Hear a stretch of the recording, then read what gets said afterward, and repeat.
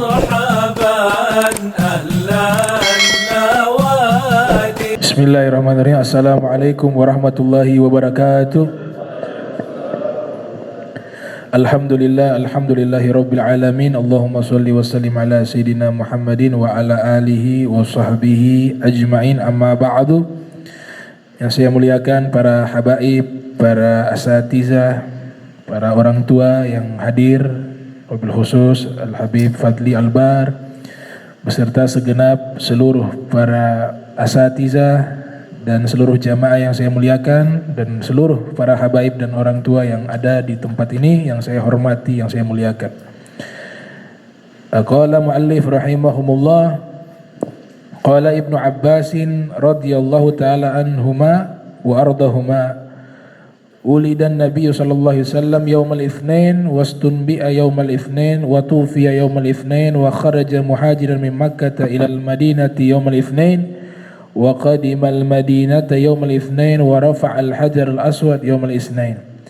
Sayyidina Ibnu Abbas radhiyallahu anhuma berkata, Nabi sallallahu alaihi wasallam dilahirkan di hari Senin, diangkat menjadi nabi dan rasul di hari Senin, dan diwafatkan di hari Senin, keluar hijrah dari Makkah ke Madinah di hari Senin, dan tiba di kota Madinah di hari Senin, dan mengangkat Hajar Aswad di hari Senin. Wa lailatu maulidihi alaihi salatu wassalam waqa'at ajaib wa garaibu, faminha intikasun kathir min asnam liwujuhiha wa sukutiha min amakiniha. Dan di malam kelahiran Nabi sallallahu alaihi wasallam terjadi peristiwa-peristiwa yang ajaib, yang aneh. Di antaranya adalah itu tersungkurnya patung-patung berhala dan terjatuh dari tempatnya. Nah, di saat Nabi sallallahu alaihi wasallam dilahirkan, kemarin kita sudah bahas secara perspektif fikih mulai dari khitan dan seterusnya. Nah, ada satu tradisi ketika dilahirkan seorang bayi, khususnya tradisi itu ada di Makkah, yaitu tradisi namanya aqiqah. Al-Imam Ibnul Qayyim dalam kitabnya Zadul Ma'ad yang lahir 691 Hijriah, meninggal 751 Hijriah, beliau mengatakan ada riwayat Nabi tidak akikah pada waktu beliau lahir. Nah, beliau mengatakan Nabi mengakikahkan diri beliau sendiri. Itu pendapat yang dinukil di kitab Zadul Ma'ad. Namun beliau mengatakan riwayat tersebut lemah, dhaif. Nah, pendapat yang lain mengatakan kakeknya Nabi, Sayyiduna Abdul Muttalib, mengakikahkan beliau di hari ke-7. Karena di Makkah pada waktu itu akikah itu sebagai tradisi. Kemudian setelah datang Islam dilestarikan tradisi tersebut, diperbaiki yang menyimpang dari tradisi itu. Ini berarti Islam tidak anti satu tradisi atau budaya. Jikalau ada nilai-nilai kebaikan di dalam satu tradisi atau budaya, maka Islam melestarikan budaya itu. Nah, ini terbukti salah satunya adalah akikah. Akikah itu adalah tradisi yang sudah dilakukan oleh orang-orang Makkah sebelum datangnya ajaran agama Islam. Nah, disebutkan di dalam riwayat Sunan Abi Daud. Nama aslinya Sulaiman ibnul al-As'ash as-Sijistani. Lahir tahun 202 Hijriah, meninggal 275 Hijriah. Nah, Sijistani ini masuk wilayah Afghanistan menurut Syekh Yaqut Al-Hamawi dalam kitabnya Mu'jamul Buldan. Sijistani wilayah Afghanistan. Nah, di dalam kitab Sunan beliau itu sebenarnya beliau punya kumpulan hadis 500.000 hadis. Imam Abu Daud 500.000 hadis Nabi beliau punya itu. Imam Subki ceritakan dalam kitab Tabaqatnya beliau, Tabaqat Safiyah Al-Kubra, menyatakan bahwa beliau punya kumpulan hadis 500.000 hadis Nabi Muhammad SAW. Kemudian beliau seleksi sampai 5.232 hadis. Nah, itu yang beliau masukkan di dalam sunan beliau. Dan sunan beliau ini termasuk sunan yang menjadi referensi utama setelah awalnya Sunan Abu Daud, kemudian Sunan Tirmizi, kemudian Sunan An-Nasa'i, kemudian Sunan Ibn Majah. Nah, yang bagian akhir ini memang ada perbedaan pendapat yang dinamakan Kutubus Sittah, apakah Ibnu Majah, ada yang memasukkan juga Ad-Darimi, ada yang memasukkan juga Al-Muwatta Imam Malik, ada yang memasukkan juga Musnad Ahmad bin Hanbal. Tapi yang di bagian awal-awal itu disepakati oleh para muhadditsun dari kalangan ahli sunnati wal jamaah. Nah, Sunan Abi Daud, di dalam kitab tersebut diriwayatkan satu hadis dari Buraidah. Buraidah ini orang yang sempat hidup di Makkah. Ia mengatakan kunna fil jahiliyati. Jadi hadis bukan hadis marfu, bukan hadis dari Nabi, tapi informasi dari seorang bernama Buraidah. Ia katakan kunna fil jahiliyati, kami dulu di masa jahiliyah. Berarti beliau ini sempat hidup di masa jahiliyah sebelum Islam datang. Kami dulu hidup di masa jahiliyah. Idza wulida li ahadina gulamun dzabaha syatan wa lattaha ra'sahu bidamiha. Kalau ada anak yang lahir, maka kami menyembelih seekor kambing. Nah, itu. Beliau bilang sebelum Islam, masa jahiliyah, sudah ada tradisi akikah. Kemudian latakha ra'sahu bidamiha. Kepala bayi tersebut kami usap dengan darah dari kambing yang kami sembelih. Nah, ini kan menyimpang. Sehingga Al-Imam Ar-Rafi'i beliau mengatakan darah itu dihapus, diganti dengan apa? Za'faron, minyak wangi za'faron. Jadi sunnahnya dipakai minyak wangi ketika mengusap kepala bayi tersebut. Falamma ja'al Islam, nah ketika tiba agama Islam tiba, itu nazbah syatan, kami menyembelih seekor kambing jika ada anak yang lahir. Wa nahluku ra'sahu, kemudian kami menggunting rambutnya. Wa nulattikhuhu bi za'faron, kemudian kami mengusap kepalanya dengan minyak za'faron.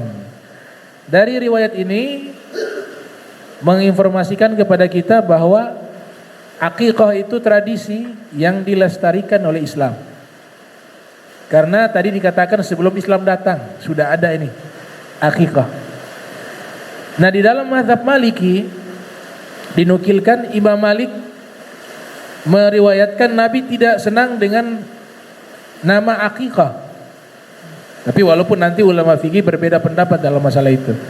Karena ada yang tanya su'ila anil akikah, ditanya tentang akikah, Nabi katakan la uhibbul akikah, saya gak suka akikah, disebut la uhibbul uquq.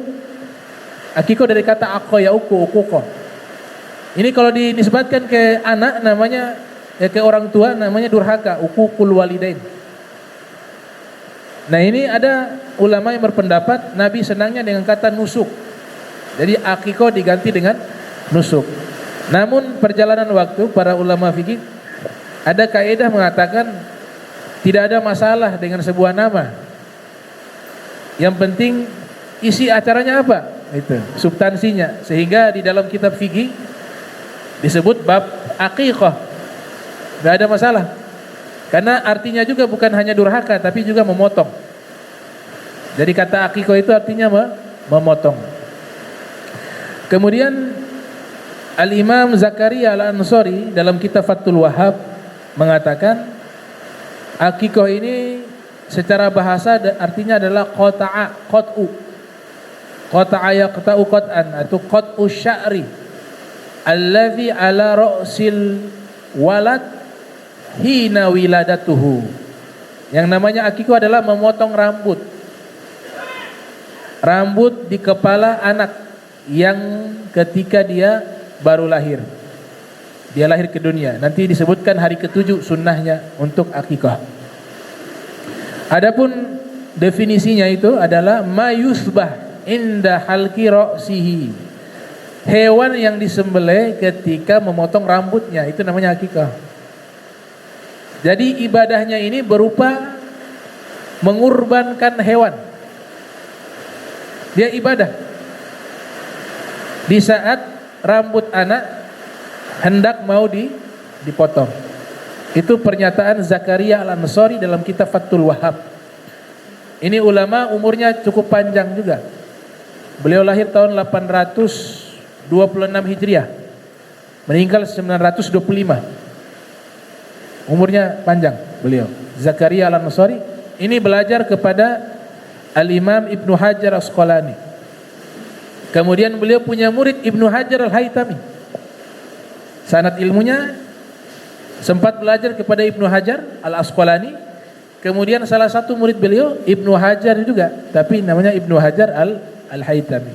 Kalau Ibnu Hajar Al-Asqalani terkenal sebagai ahli hadis, pengarang kitab Fathul Bari. Kalau Ibnu Hajar Al-Haytami terkenal sebagai ahli fikih. Nah itu.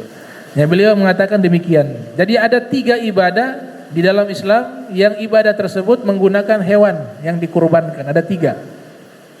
Di dalam kitab Zadul Ma'ad disebutkan oleh Ibnu Zauziyah. Itu yang pertama hadyu. Ada ibadah namanya al-hadyu. Di saat melaksanakan ibadah haji kemudian mengorbankan hewan. Itu namanya hadyu. Yang kedua udhiyah. Ibadah kurban. Yang ketiga adalah aqiqah. Itu ibadahnya menggunakan sembelihan hewan. Kemudian sunnahnya ini aqiqah itu hari ke-7. Al-Imam Ibnu Hajar Al-Haytami dalam kitabnya Al-Minhajul Qawim mengatakan disunnahkan kepada orang tuanya. Itu sunnahnya hari ke-7. Kalimat sunnah mengikuti mazhab Syafi'i karena menganggap sunnah. Sunnah muakkadah kalau dalam kitab Minhajul Qawim. Sunnah yang dikukuhkan. Hari ke-7 mulai diadakan itu akikah. Kalau tidak mampu hari ke-7 ditambah lagi 7 hari. Berarti 14. Sunnahnya masih dapat. 14 juga belum sempat, tambah lagi 7. Berarti 22. Ya, 22 ya. 21. Nah, ini lewat dari 21 kesunahannya hilang. Menurut Ibnu Hajar Al-Haytami. Jadi hari ke-7, hari ke-14 dan hari ke-21. Lewatnya sunnahnya hilang. Tapi kalau mau buat enggak masalah. Tapi waktu afdaliyahnya itu. Yang paling afdal 7. Kenapa? Karena ada hadis. Hadis tersebut diriwayatkan oleh Imam Tirmidzi dalam sunannya yang lahir tahun 209 Hijriah, meninggal 279 Hijriah. Nabi sallallahu alaihi wasallam bersabda, "Kullu gulam murtahinun bi aqiqatihi." Setiap anak tergadaikan dengan akikahnya. Tuthbah anhu yauma sabi'. Disembelihnya hewan akikah tersebut di hari ke-7. Kemudian wa yuhlaq ra'suhu. Dicukur atau digunting rambutnya, wa yusamma. Kemudian diberikan nama. Itu. Ini hadis yang riwayatnya hasan. Itu hari ke-7. Kemudian di dalam hewannya itu disebutkan laki-laki 2 ekor, perempuan 1 ekor. Ada riwayat menyatakan Nabi bersabda, lil gulam syatani walil jariyah syah. Anak laki-laki akikahnya 2 ekor kambing, anak perempuan itu 1 ekor. Di dalam kitab Bidayatul Mujtahid disusun oleh Ibnu Rusdi yang lahir tahun 525 Hijriah, meninggal 595 Hijriah, mengatakan Imam Malik mengatakan akikah paling bagus 1 ekor, baik laki atau perempuan. Tapi menurut Imam Syafi'i, Imam Ahmad bin Hanbal, Al-Imam Abu Thawr Al-Kalbi, Al-Imam Abu Daud Az-Zahiri itu mengatakan anak laki-laki 2 ekor, anak perempuan 1 ekor. Tapi kalau memang tidak mampu, lahir anak laki-laki tapi dia mampunya hanya 1 ekor. Itu Ibnu Hajar Al-Haytami dan Al-Imam An-Nawawi dalam kitab Al-Majmu' beliau mengatakan tidak apa-apa, tidak ada masalah. Itu. Kemudian hukum akikah disebutkan dalam kitab Al-Fiqhu ala Madzahibil Arba', fikih 4 mazhab, karya dari Syekh Abdurrahman Al-Jazari mengatakan kalau mazhab Zahiri wajib, diikuti oleh Hasan Al-Basri tabi'in mengatakan wajib. Kemudian kalau mazhabnya Hanafi, Abu Hanifah, tidak wajib, tidak sunnah, budaya. Laisa fardan wala sunnatan, kata beliau. Laisat fardan wala sunnatan. Akikah itu bukan wajib, bukan sunnah. Itu mazhab Abu Hanifah. Kalau Syafi'i, Hambali mengatakan sunnah, diikuti oleh satu riwayat dari Imam Malik. Nah, sunnahnya Syafi'i sunnah muakkadah. Kalau Hanabilah sunnahnya itu kalau tidak dibikin dosa, beda. Kalau sunnahnya dari mazhab Syafi'i, kita lakukan dapat pahala, tidak melakukan tidak mendapat dosa. Tapi kalau sunnahnya Imam Ahmad, kalau tidak bikin dosa. Sehingga mengatakan dari satu gaulnya beliau, ya, idza lam ya'uqqa anhu lam yashfa' fi walidayhi yaumal qiyamah. Kalau anak tersebut tidak diakikahkan sedangkan dia mampu, maka dikhawatirkan anak tersebut tidak memberikan syafaat kepada orang tuanya di hari kiamat. Cuma kalau mazhab Syafi'i tidak seperti begitu, sunnah saja. Itu sunnah. Cuma menurut mazhab Hanabila daripada agwalnya Imam Ahmad bin Hambal itu menyatakan hukumnya bukan sunnah, tapi sunnahnya beliau kalau ditinggalkan berdosa. Nah itu tentang masalah akikah. Kemudian kalau kita mengganti hewan, di dalam redaksi hadis itu Nabi Muhammad SAW selalu menyebutkan kambing. Seperti hadis yang dikeluarkan oleh Al-Imam Ibnu Zauziyah, itu dikatakan kana Rasul SAW aqqa anil Hasan wal Husain kabsha. Nabi Muhammad SAW mengakikahkan Al Hasan wal Husain kabsha, 1 ekor kambing, 1 ekor kambing.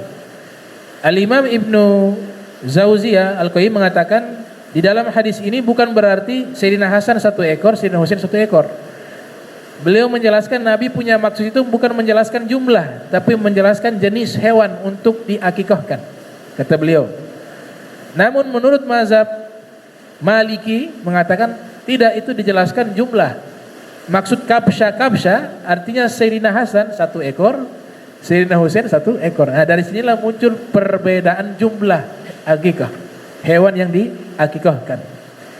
Nah, sekarang diganti bukan kambing, diganti sapi atau unta. Mazhab Hanabila melarang. Al-Hanabila yamna'una dzalik, mereka melarang hal tersebut. Nah, ini kutipan di dalam kitab Al-Majmu' karya Al-Imam An-Nawawi yang lahir 631 Hijriah, meninggal 676 Hijriah. Imam Nawawi mengatakan mazhab Hanabila melarang itu, tapi jumhur boleh. Jadi kalau kita mau ganti itu kambing dengan sapi atau onta, boleh untuk akikah. Bahkan Imam Nawawi menegaskan, beliau mengatakan lau anna dzabaha baqaratan au badanatan an sab'ati auladin awistaraka fiha jama'atun jaza. Seandainya akikah tersebut dia menyembelih seekor sapi, baqarah, seekor sapi, baqarah au badanah, atau seekor unta, dan digabung 7 orang anak yang diakikahkan 1 ekor itu. 7 orang anak digabung kepada 1 ekor sapi atau unta, maka la jaza, boleh, kata Imam Nawawi. Kenapa boleh? Karena dikiaskan kepada kurban. Kurban kan bisa 7 orang. Itu kalau sapi 7 orang. Maka akikah juga boleh, kata beliau. Kemudian sunnah juga di dalam masalah anak baru lahir, tadi akikah sudah dijelaskan, azan telinga kanan, qomat telinga kiri. Itu juga jumhur mengatakan sunnah. Hadis-hadisnya yang disebutkan di dalam kitab Tuhfatul Maudud bi Ahkamil Maulud, ada kitab tentang kelahiran anak tersebut. Itu disebutkan hadis pertama dari Abu Rafi'. Abu Rafi' mengatakan ra'aitu Rasulullah sallallahu alaihi wasallam adzana fi udhunil Hasan bin Ali hina waladathu Fatimah bis salati. Abi Rafi' mengatakan saya melihat Nabi Muhammad SAW mengazankan di telinga kanan daripada Sayyidina Hasan bin Ali di saat Sayyidah Fatimah melahirkan beliau, bis salati, dengan sigot azan yang sama ketika memanggil solat. Ini hadis hasan riwayat Imam Tirmidzi dan juga riwayat Abu Daud. Hadis ini adalah hadis yang hasan. Bahkan Imam Tirmidzi mengatakan hasanun sahihun, hadisnya hasan sahih. Makna hadis hasan sahih adalah sebagian ulama mengatakan hadis ini hasan, sebagian ulama lainnya mengatakan hadis ini sahih. Ini yang dijadikan standar hukum, referensi hukum di kalangan para fuqaha. Adapun yang dua lemah, dhaif. Namun dalam ilmu hadis namanya syawahid, penguat. Kalau hadis dhaif dikuatkan oleh hadis sahih atau hadis hasan, maka yang dhaif tadi maknanya kuat, substansinya kuat, sehingga bisa diamalkan sebagai hukum karena mengikuti kepada riwayat yang sahih atau hasan.